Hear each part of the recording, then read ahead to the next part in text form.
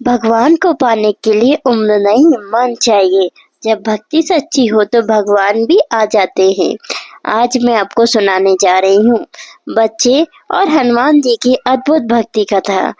बहुत समय पहले की बात है। एक छोटे से गांव में एक गरीब विधवा माँ और उसका 8 साल का बेटा गोपाल रहते थे। माँ खेतों में काम करती और गोपाल पूरे दिन अकेले घर में खेलता। न कोई खिलौने न कोई उसका दोस्त था, लेकिन एक चीज उसके पास थी, हनुमान जी की एक पुरानी मूर्ति। वो दिन भर उन्हीं से बात करता, उनको भोग लगाता, उन्हें सारे दुख कहता। उसकी माँ कहती, बेटा ये तो पत्थर की मूर्ति है, ये तुझसे क्या बोलेगी। पर गोपाल हंसता और कहता, माँ हनुमान जी तो मेरे सबसे अच्छे दोस्त हैं, वो सब सुनते हैं। बालक की मासूम भक्ति को देख उसकी माँ उससे कुछ नहीं कहती। फिर एक दिन गांव में हनुमान जयंती का बड़ा आयोजन था। सब लोग मंदिर में भंडारे के लिए जा रहे थे। गोपाल ने माँ से पूछा, माँ हम भी चलें?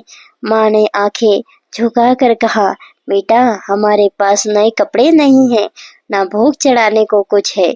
इस साल घर पर ही पूजा करेंगे।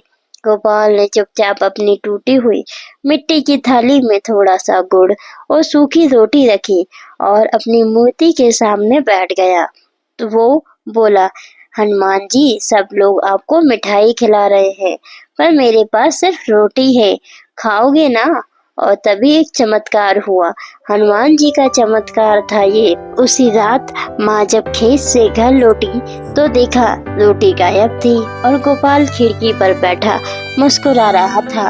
माँ ने पूछा, बेटा रोटी कहाँ गई? गोपाल बोला, माँ हनुमान जी खा गए।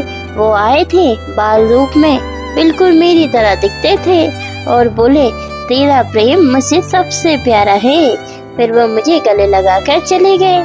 माँ को विश्वास नहीं हुआ, पर तभी हनुमान जी की मूर्ति से हल्की सी सुगंध आने लगी और बच्चे के माथे पर चंदन और अक्षत के निशान थे जो गोपाल ने नहीं लगाए थे। माँ रोने लगी और कहा, बेटा तेरा प्रेम तो सच्चा है, तू धन्य है। दूसरे दिन गांव में हलचल मच गई। मंदिर में जो भोग का प्रसाद था वो नहीं उठाया गया था। पुजारी कहने लगे, लगता है भगवान किसी और के घर प्रसन्न हो गए। जब ये बात पूरे गांव में फैली तो लोग गोपाल के घर आए। गोपाल ने मासूमियत से सब बता दिया और सबकी आंखों से आंसू बहने लगे। फिर गांव वालों ने उस दिन से गोपाल के घर को बाल हनुमान मंदिर का नाम दे दिया।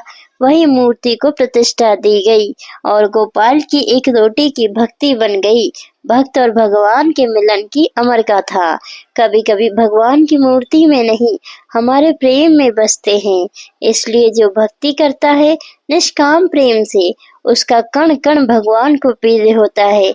गोपाल जैसे बच्चे इस धरती पर कभी कभी आते हैं, जो हमें याद दिलाते हैं, भगवान दूर नहीं है, बस मन की आंखें खुली होनी चाहिए।